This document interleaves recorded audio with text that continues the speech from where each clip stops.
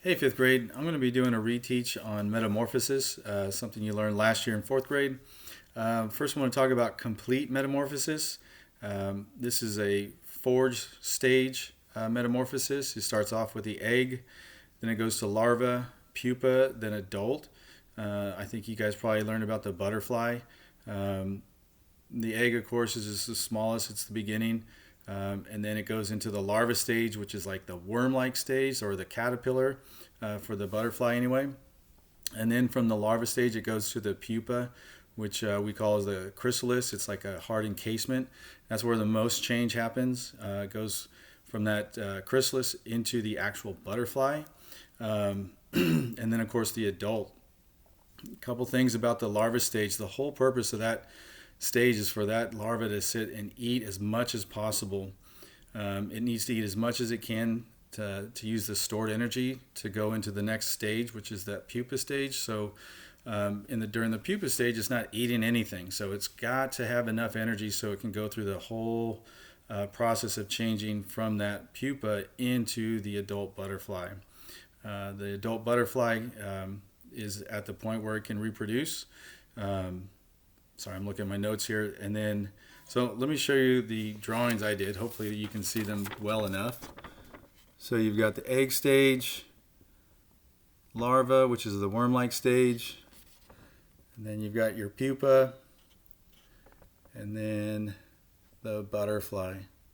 I didn't really draw that. I had to trace it. My daughter was laughing at me the way I drew it before. So the last note over here is complete metamorphosis has dramatic changes.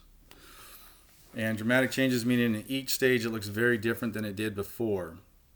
And in each stage of complete metamorphosis, the organism is eating or not eating something different each time. So the larva stage is eating just plants or leaves rather, and then the butterfly is using nectar for its nutrients. So completely different. Okay. Comparing it to incomplete metamorphosis, incomplete only has 3 stages. It also starts off as the egg stage, so that's something that complete and incomplete have in common. But after that, other than the adult, it changes.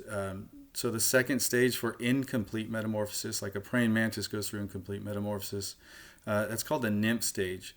And the nymphs look very much like the adults. They're just very small, or they're smaller than the adults, and they don't have wings. That's how you can kind of identify if it's still a nymph versus an adult. The thing about nymphs, though, as soon as they come out of the egg, they are starting to eat the same things that the adults do. So they're actually competing for food with the adult. As an adult, they have wings, and they can also reproduce at that point. So let me show you this wonderful picture and drawing that I've got here. So 3 stages. First the egg. You've got your nymph. Now I drew 3 different nymphs, so I want you to understand it's still stage 2 or phase 2, the nymph stage, but they're going to grow and molt. But they're still just a nymph. And then you get up to the adult. All right? So it can reproduce, and it's still competing for the same food as the nymphs. Okay? All right. Real quick wrap up. Key points for metamorphosis, for complete metamorphosis. There's 4 stages. There's dramatic changes. Each stage looks very different. The larva stage eats and eats and eats. Needs to use that stored energy for the next stage, which is the pupa stage, which is where the biggest change is. It goes into the actual adult phase. The adult consumes something different than the larva phase. And complete metamorphosis, insects that go through complete metamorphosis are more successful because they're not competing for the same types of food, and they are able to move around more, obviously, and faster than the larva stage. Okay? The big key points for incomplete metamorphosis, again, there's 3 stages.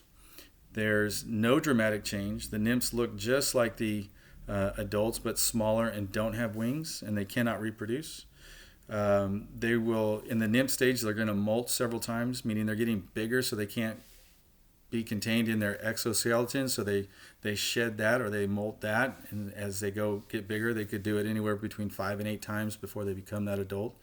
The adults will have wings. They're competing for food with the nymphs. It's less successful because of that competition. And the two things that are similar with complete and incomplete is they start off as an egg stage, they finish as an adult, and both adult in either complete or incomplete is the time when they can reproduce. All right. I hope this was helpful. You guys got a quiz this week on life cycles, so keep this in mind on that, especially that last questions. Have a great day.